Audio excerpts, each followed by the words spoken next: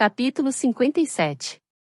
Raf, você vai nos contar ou não? Jeb mascava um osso, saboreando cada pedacinho de sabor da primeira carne fresca que comíamos depois de vários dias, e então jogou no fogo. Ela tem o dom? Eu não sei. Como assim, não sabe? Você passou metade do verão com ela e não descobriu se ela tem ou não o dom? Orrin deu uma bufada. Ele estava ocupado demais colocando a língua pela garganta dela para fazer perguntas. Todos riram, mas olhei com ódio para Orrin. Eu sabia que eles falavam isso de brincadeira, de certa forma, eles me aprovavam, considerando-me um homem que tinha caçado uma menina e feito com que ela se curvasse à minha vontade. Mas eu sabia da verdade. Não era nada disso. Se alguém tinha sido dobrado e quebrado, esse alguém era eu. Não queria que eles ficassem falando dela daquele jeito. Um dia, ela seria a rainha deles. Pelo menos eu rezava para que fosse. Como ela é, essa menina que vamos trazer de volta, quis saber Tavi. Eu devia a eles pelo menos isso, umas poucas respostas que fossem, um vislumbre de quem era Lia. Eles estavam arriscando suas vidas, vindo comigo sem fazer muitas perguntas, embarcando na jornada mais exaustiva pela qual já passaram. Essas respostas, eles fizeram por merecê-las. Eu também estava grato pela forma como Tavi havia colocado as coisas, trazer de volta, sem nem por um momento questionar se seríamos bem-sucedidos em nosso propósito. Eu precisava daquilo agora.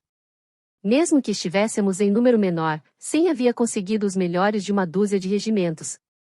Eles eram treinados em todos os deveres e armamentos de um soldado, mas cada um tinha suas forças especiais. Embora Orrin bancasse o bruto, sua habilidade com o arco era refinada e inquestionável. Sua mira, mesmo com o vento e a distância, era precisa, e ele conseguia matar por 3. Jeb era habilidoso com ataques silenciosos. Ele tinha um sorriso impressionante, e seus modos não eram imponentes, mas essa era a última coisa que quaisquer de suas vítimas notava antes de ele quebrar seus pescoços.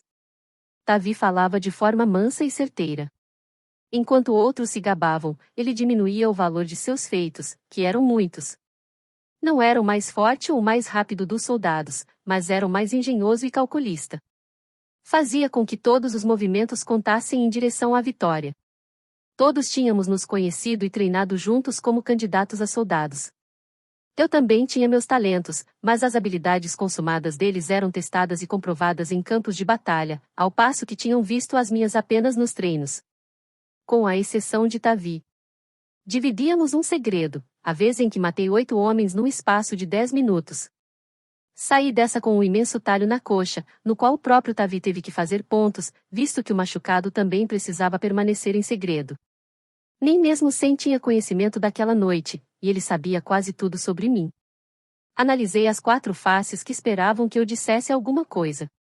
Até mesmo Sem, que tinha 30 anos a mais do que todos nós e geralmente demonstrava pouco interesse no falatório ocioso de soldados em volta de uma fogueira de acampamento, parecia estar esperando por alguns detalhes de Lia.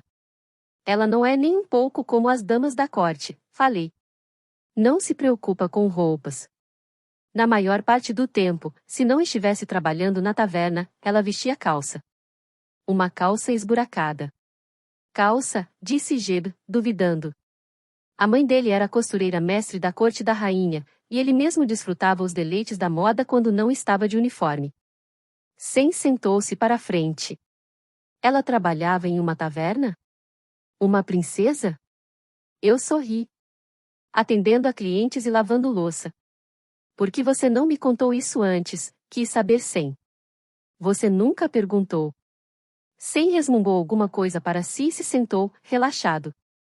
Eu gosto dela, disse Tavi. Conte-nos mais. Falei sobre o nosso primeiro encontro e sobre como queria odiá-la, e sobre todos os bons momentos que passamos juntos depois disso. Bem, sobre quase todos os bons momentos. Contei a eles que ela era pequena, uma cabeça menor do que eu, mas que tinha um temperamento forte e parecia tão alta quanto um homem quando estava com raiva, e que a tinha visto fazer com que um soldado de Morriga ficasse no seu devido lugar com umas poucas e pungentes palavras. Contei a ele sobre como havíamos colhido amoras silvestres e como ela flertara comigo, e, embora ainda achasse que a odiava, tudo o que queria fazer era beijá-la, mas então, depois, quando por fim nos beijamos, fiz uma pausa em minha descrição e exalei o ar devagar e por um tempinho. Foi bom, prontificou-se a dizer Geb, ansioso para saber dos detalhes do que vivenciei. Foi bom, respondi, simplesmente. Por que não disse a ela quem você é de verdade? Perguntou Tavi. Imaginei que eles precisavam saber disso também, antes cedo do que tarde, pelo menos antes que a conseguíssemos de volta. Eu contei a vocês que nós não nos dávamos tão bem assim no começo. Depois fiquei sabendo que ela não gosta exatamente de Dalbrek nem de ninguém vindo de lá. Não os consegue tolerar, para falar a verdade. Mas nós somos de Dalbrek, disse Geb. Dei de ombros. Ela não admira as tradições e responsabiliza Dalbrek por seu casamento arranjado. Bebi um gole do meu cantil de couro. E ela desprezava especialmente o príncipe de Dalbrek por permitir que seu papai arranjasse um casamento para ele. Vi Tavi se encolhendo. Mas essa pessoa é você, disse Geb. Geb, eu sei quem é quem. Não precisa me dizer nada disso, eu disse, irritado. Reclinei e falei, em um tom de voz mais baixo. Ela disse que nunca seria capaz de respeitar um homem assim. E agora eles sabiam exatamente com o que eu estava lidando e com quem eles também lidariam. Do que ela sabe, quis saber Orrin, erguendo uma perna de frango na mão. Ele chupava um pedaço de carne entre os dentes. Ela é só uma menina. Esse é o jeito como as coisas são feitas. Quem ela achou que você fosse, quis saber Tavi. Um fazendeiro de passagem para o festival. Geb deu risada. Você? Um fazendeiro? Isso mesmo, um bom menino de fazenda que foi para a cidade para suas alegrias anuais, disse Orrin. Você já colocou um bebê na barriga dela? Meu maxilar ficou rígido. Nunca lembrei meus soldados de quem eu era, mas naquele momento não hesitei em fazer isso. Tome muito cuidado, Orrin. É da sua futura rainha que você está falando. Sen olhou para mim e assentiu sutilmente. Orrin sentou-se, relaxado, com uma expressão fingida de medo nos olhos. Bem, que me enforque. Parece que nosso príncipe finalmente poliu suas joias. Já estava na hora, acrescentou Tavi. Eu tenho pena do vendano que levou a menina embora, disse Geb, entrando na conversa. Aparentemente, nenhum deles estava ligando para minha imposição de autoridade. Parecia que estavam até mesmo esperando por isso. A única coisa que não entendo, disse Geb, é porque aquele vendano simplesmente não deixou que o caçador de recompensas cortasse a garganta dela, que fizesse o trabalho por ele. Porque eu estava parado, em pé, bem atrás dele. Mandei ele atirar. Mas então por que levá-la por todo o caminho até Venda? Para pedir um resgate, questionou Tavi. Qual era o propósito dele ao pegá-la? Lembrei-me de como Caden havia olhado para ela naquela primeira noite, uma pantera observando uma corça, e de como ele havia olhado para ela todos os dias depois disso. Não respondi a Tavi, e talvez meu silêncio tivesse sido resposta suficiente.